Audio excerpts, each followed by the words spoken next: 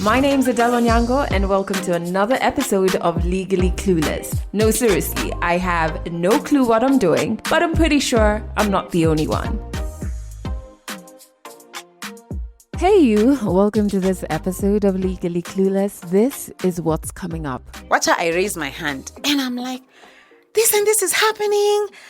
I can't even remember what the actual complaints were. As I said, I'm in my mid-40s. That was high school. A long time has passed. But I just remember going on and being vocal, and the students are cheering me for speaking out about these issues, right? Hey, watch her after that meeting. The whole senior prefect body went and had an emergency meeting about me. How dare she question us, and kwanza she's a cop, nini. So I was stripped of some of my privileges. That is Dr. Kui Muraya. We're going to get into part one of her story in a bit.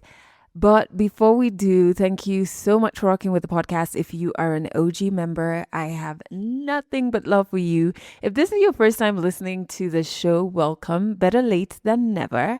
We have tons of shows here at Legally Clueless Africa. On Mondays, we have this show where we have different Africans, mainly African women, sharing stories from their lived experience. And then on Wednesdays, we have the Midweek Teas, where I unpack different topics that I have come across on my healing journey that I think may help another African woman.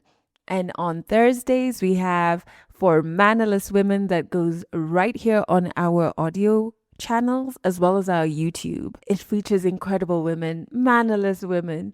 It's everything you need if you are on the journey to becoming the woman you've always wanted to be. Oh, I forgot to say, on Wednesdays, our newsletter goes out as well. So you can register or sign up for our newsletter on our website, which is legallycluelessafrica.com. And don't forget to join us in our cozy corner of the internet on Instagram and TikTok. We're at Legally Clueless Africa. Okay, before we get into today's stories, I want to take a moment to acknowledge something we had initially planned to continue with part 2 of Wanjira's story. Part 1 ran last week. However, Wanjira is currently doing some very important and has done some very important and personal work, especially around her relationship with her mom. At Legally Clueless, we deeply value our storytellers. So these aren't just stories for content. These are real people's real lives, real African women, real journeys, real healing.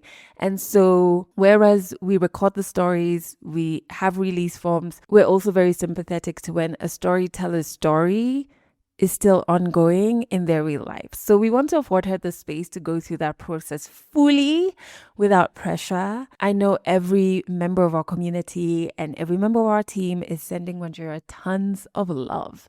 And the door's open. We can't wait to hear how the story pans out. So you always have the space to come back, and if you want to, tell us how it pans out. Okay, and so today we are beginning a brand new story. Okay, so this is part 1 of Dr. Kui Muraya's journey. And Kui's is very interesting because she's a storyteller in her own right. And in this episode, part 1 of her story, she takes us through her childhood, being raised by multiple mother figures, the lineage of women who shaped her voice. I love that bit. And I'm going to tell you why when you listen to part 1, because it's something I really resonate with deeply right now. And so this is a story about identity. It's about voice. It's about being silenced. It's about black sheep.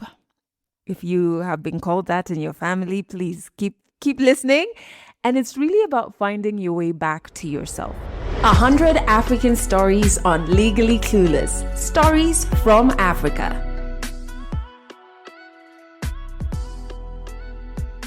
So my name is Dr. Kui Muraya. I am a Kenyan Black African woman. I am a writer, a storyteller, a podcaster. In a different life, I was a health researcher for a very long time. I grew up, the story of how I grew up is quite interesting because I'm a child of 2 cities, Nairobi and Mombasa. Mostly Nairobi. I would say I was raised in Nairobi, went to school in Nairobi, but when I was quite young, I think I was around 8 or 9 years old, my parents moved to Mombasa. But because my dad and my mom didn't really want us changing schools and whatnot, so we remained in Nairobi. My sister and I, when I say we, I mean my sister and I remained in Nairobi, and we used to live with my auntie, my dad's eldest sister. So we used to stay with her and her daughters in Nairobi. Alafu, during the holidays, we are all shipped to Mombasa. So during school time, we used to be my auntie's children. During holidays, we go to Mombasa and we are my parents' children.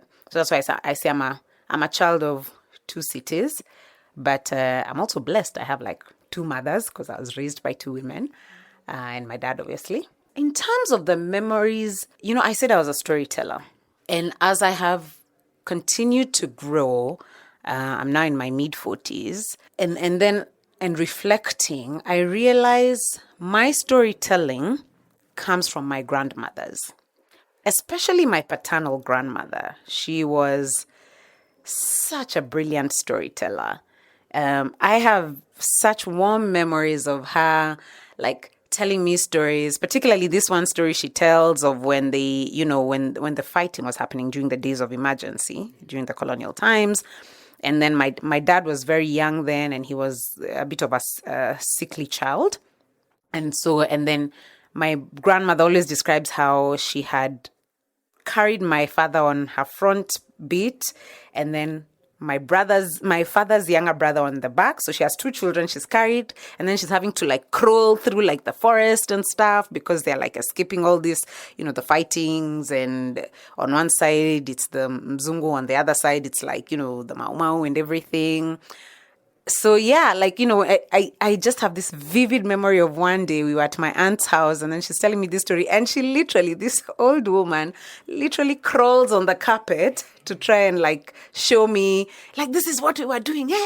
And your dad was sick, now he's at the front, then your other Uncle Karaoke is at the back, blah, blah, blah. So for sure, my storytelling comes from a long lineage of women storytellers. My writing also is part of my storytelling. And I believe it's a gift that has been passed down to me. And so I'm at the point in my life where I'm like, okay, there's a reason this gift was bequeathed to me. Maybe it was bequeathed to other people in the family, but I certainly got it. How can I use this gift in a way that honors my ancestors, that honors my lineage, that carries on or strengthens my lineage? So I'm increasingly now taking my storytelling gift very seriously, whether it's, I guess, through my writing, my podcasting. I have a podcast. I said I'm a podcaster. I have a podcast, Conversations with Kui. That's Conversations with a K, Kui spelled Kui. That's part of my storytelling, and really, really trying to think about how do I honor the women storytellers of my lineage through my storytelling. And also because I think so many of them were silenced for the survival of our lineage. There's so many things they could have said, but they didn't, to help the survival of our lineage. And it's the only reason I'm here today, right? Like my auntie, the auntie who I told you raised me, who's my dad's elder sister, a few months ago was telling me a story which I didn't even know, about how my grandmother was beaten up by the colonial home guards, because they thought my grandmother was hiding Mau Mau, because some of my grandfather's siblings, brothers and sisters, had gone to the forest to fight, and so they thought my grandmother was hiding the Mau Mau. Then they came and they really beat up my grandmother in front of the kids. So my auntie is not telling me a secondhand story. She's like, yeah, they beat your grandmother. We were there. We were crying. And your grandmother just stayed silent. Now you can imagine, first of all, the indignity of being beaten in front of her children. And then the fact that she's just being physically abused by these fellow young African men. And actually, in the end, what saved her, what my auntie was telling me is, one of the home guards told the ones who are beating her, like, leave this woman alone. You can't see she's a fellow Black African like you. That's when they stopped and they left. And then thankfully they didn't also arrest my grandmother, right? Because they could have done that. But I just imagine her in that moment and having to stay silent and endure this beating and this indignity. But if you think about it, it's only because she did that our lineage has survived, right? Because she might have fought back. She could have, I don't know, talked back and then maybe gets beaten more, is killed or is arrested or something. So I feel there have been very many women in my lineage, both my paternal and maternal lineage, who've had to be silent for the survival of their families and their lineage. And so I'm like, what a privilege that I can get to use my voice where they couldn't. So in many ways, it's also part of me honoring those women who came before me. I think I was always slightly vocal, even as a child. So yeah, in terms of my lifestyle growing up and I wouldn't say before I became this vocal. I think I have always stood out in one way or the other. So when I was growing up, I was always top in my class. Not to brag, but I was. I was like, all through primary school, I was number one. I was index one.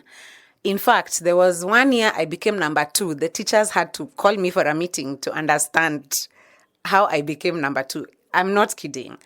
I was a very smart girl in primary school. Well, I mean, I guess throughout my life I've been smart, but I was particularly excelling academically in primary school. So in that way, I stood out. And then I always hear stories about how I was just a different child. Like, I always hear some family members be like, oh, you cried so much as a child, or I was always different. So I can't say it is now that I've started being vocal. I think I started using my voice more when I got into high school. And it got me into a lot of trouble because I went to the typical 844 Kenyan school. I was not in, we call them what? Group of schools or group of schools. I was not in one of those schools where talking and being vocal is tolerated. So I got into so much trouble for using my voice. And by using my voice, I don't mean to create trouble necessarily. I just mean I have always been an activist at heart. Now that I think I get from my maternal grandmother. So I've always hated injustice. So when I was in high school, I would see things that I felt were unjust, and then I'd be the person speaking up and calling out injustice. 844, you can imagine how much trouble that would get me into.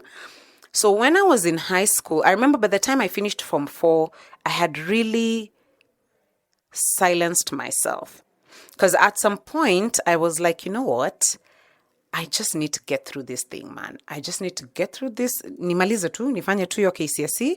Let me be done with this thing and move on with my life. Because otherwise, yeah.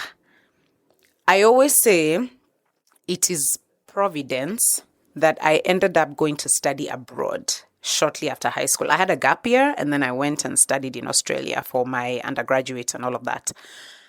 I honestly believe it is providence that took me to a place where it was now okay again to question things. Like you're in the lecture hall, I'm just seeing these young kids questioning a whole senior professor. I'm like, what? What? So slowly I started getting my voice back. But there was just that period where, and that's a really big issue I had with the 844 system. It's trying to, what is the word? Not conform. Like, let us show you your place. It's trying to, I don't know what the right expression is I'm looking for, but it's like, it's trying to cut you down to size. Like who do you think you are? Who do you think you are questioning authority, questioning the teachers, saying that this thing is wrong? Like your job here as a student is to be seen and not to be heard. Can you fall in line? And so they almost successfully did that because then I started silencing myself. And then luckily for me, I went to this other environment where it was like, no, actually, it's okay to question authority, to question even very senior professors. So slowly, I think I started getting my voice back. It wasn't without its challenges, living abroad and everything. So one thing that happened in high school that really made me start silencing myself, when I was in Form 3, I was a junior prefect. We had senior prefects and junior prefects. We used to call them cops, yeah? Junior cops, senior cops. So senior cops were, of course, the form fours, right? Then junior cops were like, yeah, form threes, and you'd help the senior cops in one way or another. And then I remember every year we used to have what they called school meetings, annual school meetings. I think it used to be at the beginning of the year. So all the senior cops would be, and it used to happen in the school hall or auditorium. So all the senior cops would be seated at the stage, on the stage. Then the rest of the school is seated in the auditorium. And then, I guess like you're supposed to raise issues. It was all very, I guess more of a tick box activity, or like now the senior prefect would say what they had to say. So me, at that point, I'm a junior prefect, but I'm seated with the masses. So see me, I'm a student like any other student. Watch how I raise my hand and I'm like, this and this is happening. I can't even remember what the actual complaints were. As I said, I'm in my mid-40s. That was high school. A long time has passed. But like, I just remember like going on and being vocal, and the students are cheering me for like speaking out about these issues, right? Hey, watcha, after that meeting, the whole senior prefect body went and had an emergency meeting about me. How dare she like question us, and kwanza she's a cop, nini. So I was like stripped of some of my privileges. I think I was even like quote unquote suspended from being a prefect for like 3 weeks. I don't know what. All this because in a forum where you as a student are supposedly supposed to raise issues, I had done exactly that, spoken on behalf of the other girls, raised some issues, and I was penalized heavily for it. So that was like the first instance. But there were like a few more of those things. So it signaled to me like, oh, okay, I guess I need to be silent. I need to not speak out. If I see injustice, let me just be quiet. It's a problem to speak out. There was just things like that, or like getting in trouble with like a teacher because I raised an issue. Like, I'm the kind of person, I have just always hated injustice of any kind. And I can't help myself. I'll just like, this is wrong, it's wrong, and it's wrong. And even if you paint it, I don't know how it is wrong, and it is wrong, and it is wrong, So anyway, so there were instances like that made me slowly start silencing myself. Then now what happened when I got to Form 4, because in the school I was in, most of the senior prefects were appointed by the teachers, but the head girl and deputy head girl were elected by the student body. What do the girls do? They elect me to be deputy head girl. That one she'll speak for us. Me, I'm like, sorry. Mimi, I just want to finish this Form 4 and get the hell out of here, because I'm not about to speak for anyone. I have been penalized enough for speaking. I just want to be quiet, put my head down, finish this school, and just go and never come back, So that's what I did. So like in my final year, I really tried to be non-controversial, if that's the right word, like just where maliza tu kitu fanya KCSE, and then leave. So you see, that's what I'm trying to say. Like, a message was passed to me that speaking up is wrong. So what do? I start silencing my voice. I start not speaking up. Even when I'm now in a position when I can actually speak up for the girls, I choose not to, because I'm like, this is my final year. I'm only focusing on getting my KCSE done and doing it well. And then I bounce. Like, please, watu na shida zao wajisort, So that's what I mean, basically. But yeah, I didn't seem to have in primary school, I think I just really focused on academics. I don't remember ever feeling the need to like really speak out, I was just kind of cruising through, doing well in my academics. So I feel like it's in my teenage years that this thing of speaking out against injustice really, really started blossoming in me. And then it was almost shut down. And then thankfully it was recovered again after high school. Home is home. I'm so deeply grateful, especially for my dad, because my dad has just always let all his children be. Like, you are the way you are, and I will accept you the way you are. You are my second-born daughter who is always piga in kelele and questioning things, and that's who you are, and Yeah. So I'm so grateful for him because there were many other voices around me in the home setup that were not as affirming. But then it was the thing that kept me going, like, actually, there's nothing wrong with you. You might be a black sheep, but there's nothing wrong with you, was the fact that I had this one solid person who just made me feel like nilikuwa sawa tu. I was just okay. I was just a normal person with my personality as it was. Because I do feel like when you stand out, it's hard. It's hard being a different child. I think it's hard on you, the child. It's probably hard also on the other people, right? And if you don't have someone affirming you, you could very easily go and look for belonging and affirmation in all the wrong places. Because you're just trying to belong. You're just trying to be affirmed. You're just trying to be validated. And if you're not getting that from the source, like the home setup, it can be very easy to go look for it in the wrong places. So I've always felt that, I mean, I don't know if I really believe in this thing that I don't know, a child chooses their parent, I don't feel this or that way about it.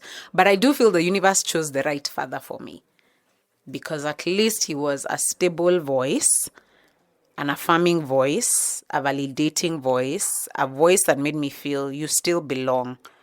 Yeah, you might be a bit different, but you still belong, and that did so much for me. Because, yeah, there would be other people, maybe whether in the home or like in the environs of the bigger family, who it's like their life's purpose was to discredit me or to make me feel bad about who I am, right? About the person that I am. So, yeah, it really does help, even if it's just one voice. And I hope anyone who's listening to this who's like a parent or, a sibling, a parent, whatever it might be, cousin, someone if you can just be that one affirming voice for someone who is different, it really makes so much, like it means so much to that person. Just one voice can really make a difference in someone's life.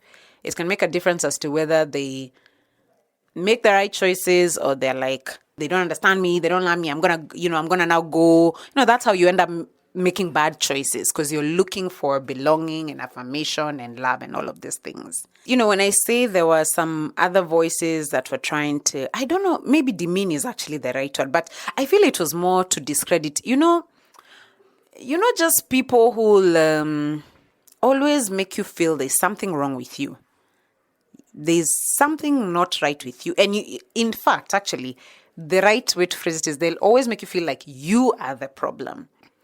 You are always the problem. Anything that happens, you are the problem. And not only do they tell you that either directly or in subtle ways, they make sure to recruit other people into their thinking of you are the problem. So, it's one thing if I think you are the problem, and then it's just like, it's just me and you. We have our beef. It's just me and you. It's a whole other thing if I'm now trying to recruit a whole crowd of people to agree with me that you are the problem. And you know what is most annoying about that, and especially as I've grown older and I'm really just kind of trying to live my life and live it authentically and do my own healing work, is it's exhausting. Because at some point I'm like, maybe you need to focus on your own life, your own journey, your own healing. Like the level of energy you use to discredit me and to recruit others into your discrediting me, if you could use half of that energy to really just work on yourself, do your inner work and go through your own journey of healing, you wouldn't feel the need to always be Koi, you're the problem. Koi, you're the problem. When do you kona shida? All the time when do you kona shida, Just to say that for sure, there were voices around me who back then, and I would say to an extent even to date, kind of made it their life's mission to discredit me. And not just to discredit me, to make me feel like I was a problem, I have always been the problem, and then to recruit others into that their their thinking or their belief that Koi is the problem. As I've grown older, I realize it has a lot to do with their own insecurities and very little to do with me. But of course, this is realization I got much later in adulthood. You can imagine when you're younger, it's heavy. It's a heavy burden to be like, kwani I'm a problem. Maybe they're right. Maybe there's something wrong with me. Maybe I am a problem. Maybe actually I am a problem. Like, why am I like this? Maybe, So it took so long for me to get to a point where I'm like, actually, no. God did not make any mistake with me, or whatever creator anyone believes in. They did not make any mistake with me. There is a reason I am the way I am. There's a reason I'm so vocal. There's a reason I speak my mind. There's a reason I'm opinionated and I say what I have to say. There's a reason I'm so academically gifted. I'm not bragging. It was given to me. I didn't ask anyone. I didn't, There's a reason I have thrived academically and professionally. It's not because I did anything. It was just something that was gifted to me. My responsibility is to use my gifts to the best of my ability. Any gift that has been bestowed upon me, it's my responsibility to use that to the best of my ability, right? And that's what I've been doing. But so all that, in fact, that I'm saying, in some ways paints a picture for you as to this thing I said before of the black sheep. I think it was, now I say I'm a black lioness and I roar. But back then it was like feeling like a black sheep in the sense of, I really think there's something wrong with me. Like, kwa sababu, like I'm not like everyone else, I care. Like, why do I care about social injustice? I care about activism.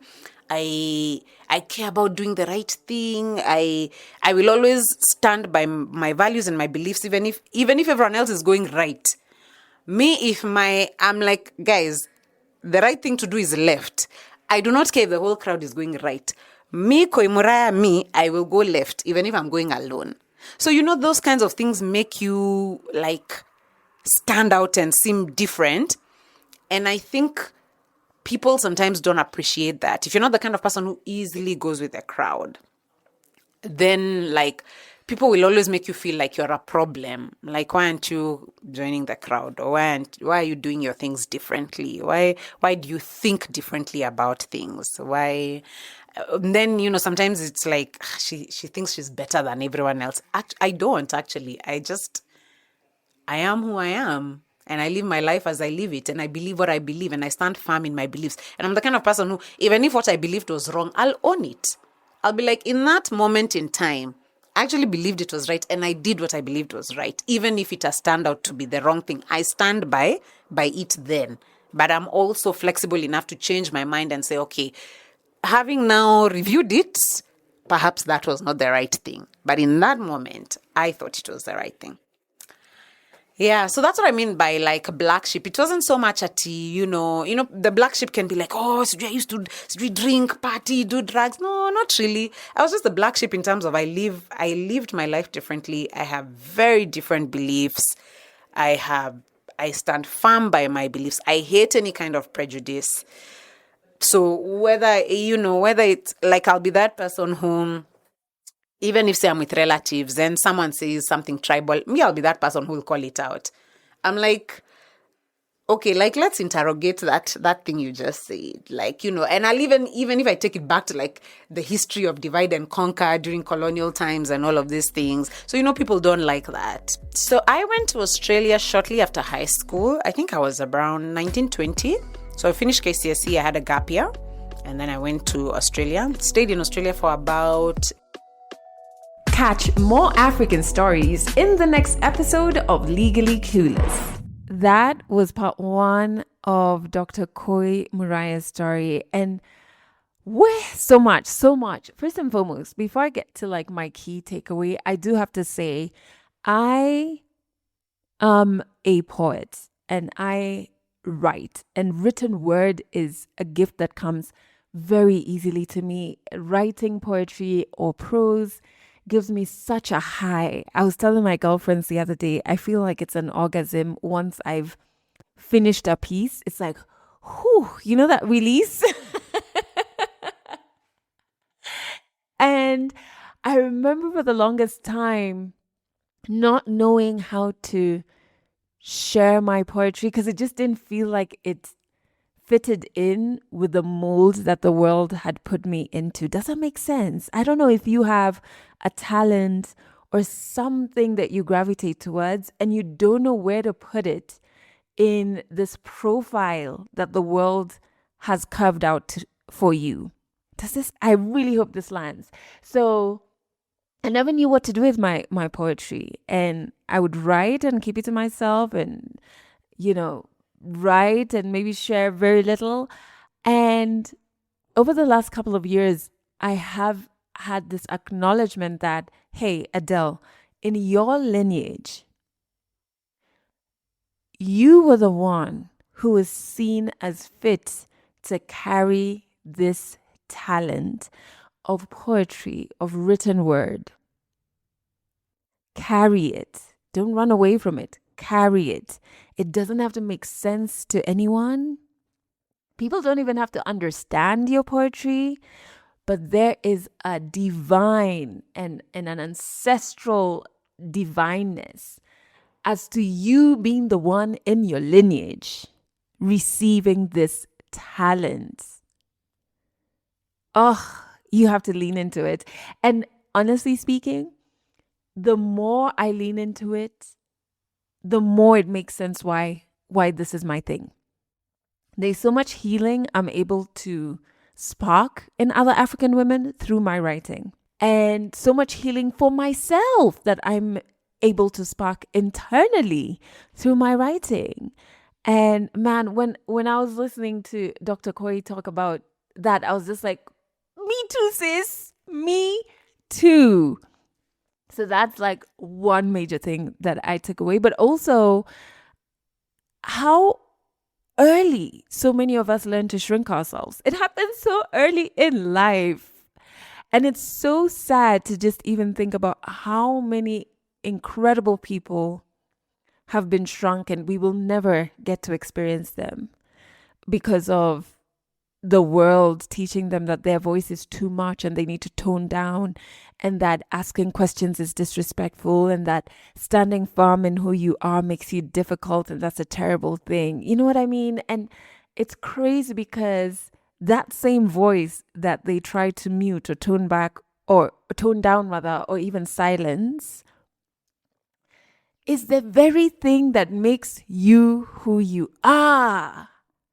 It's like the essence of you. You know what I mean? I just hope this part 1 inspires you to never tone down. Arrive as your whole, loud self always. And if a room has a problem with that, they can adjust. And if they refuse to, you don't need to be in that room. Oh, anyway, so part 2 of Kui's story is going to be out next week. So make sure you subscribe wherever you're listening to this on so you do not miss out on that. And we're going to get into Australia and what happens when she fully steps into her voice, Oh, I can't wait because I know, especially if you are the person who has spoken up in a workplace and gotten a bit of flack for it, you're going to identify with part 2. So until we get to part 2, I would love to hear from you. If you have ever been made to feel like your voice was too much and you identified with this story, please drop a comment wherever you're listening to this on. And if you are inspired to share your story on the show, fill out our storyteller form and one of our correspondents is going to get back to you. Thank you so much for listening to this episode to the very end. I've got nothing but love for you. And my goodness, I'm like smiling like a Cheshire cat saying this. I truly believe that you have every single thing it takes to heal. That's it for this episode of Legally Clueless. You can share this podcast with your friends. You can keep it for yourself. I'm not judging. Just make sure you're here next week for the next episode.